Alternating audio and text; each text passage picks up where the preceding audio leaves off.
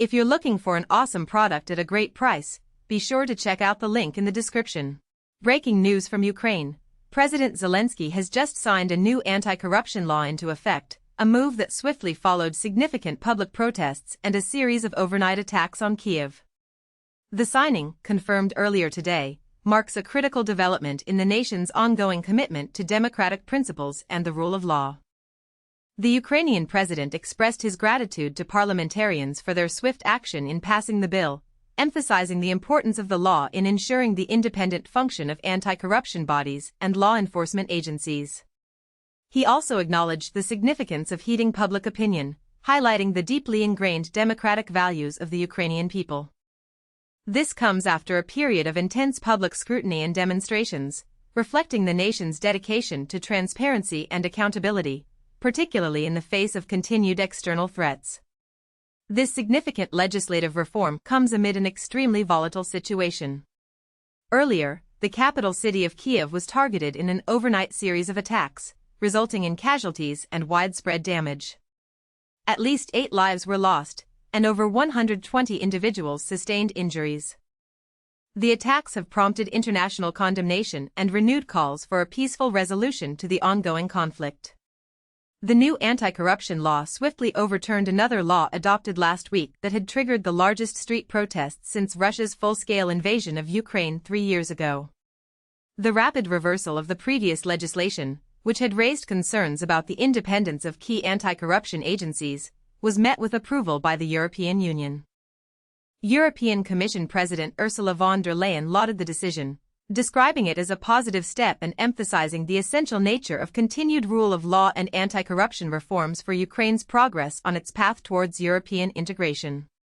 This legislative action occurred shortly after a night of heavy strikes on Kyiv, with Ukrainian President Volodymyr Zelenskyy hinting at the necessity of a regime change in Moscow to curb its expansionist ambitions.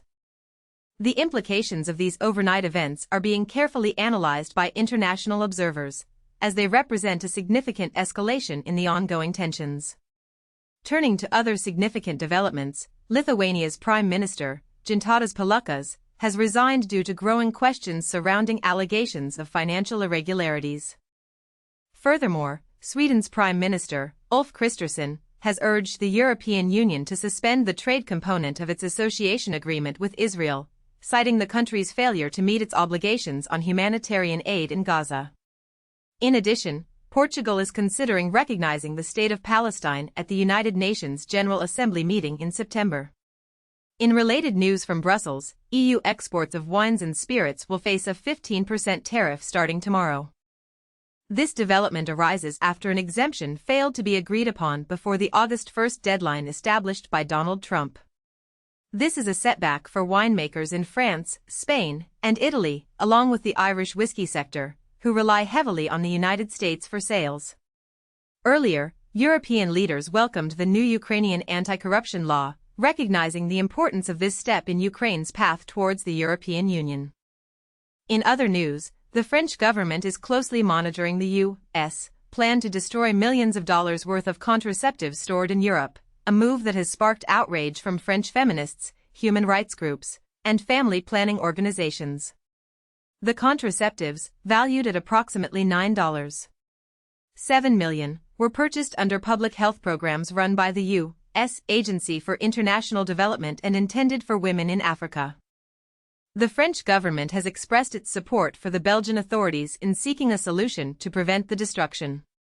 The Ukrainian foreign minister has also reacted positively to the parliament's vote, stating that the law underscores a principled approach and that Ukraine remains committed to reforms and combating corruption on its path toward the EU and NATO. The EU has also offered a detailed response, noting that the new law restores key safeguards ensuring the independence of the anti-corruption bodies.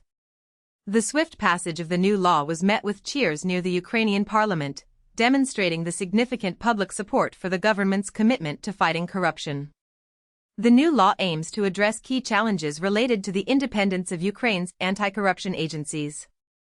The EU has emphasized that Ukraine's continued efforts to combat corruption and uphold the rule of law are essential for its progress towards European integration. The EU expects Ukraine to swiftly appoint the head of the Economic Security Bureau of Ukraine, restore the international experts in the High Qualification Commission of Judges Selection Committee, and proceed with the appointment of 4 international vetted judges to the Constitutional Court. It also expects the government to discard the problematic draft amendments to the Criminal Code and pass the Administrative Court law. The EU is also urging Ukraine to uphold its commitment to democratic governance, the rule of law, and institutional maturity.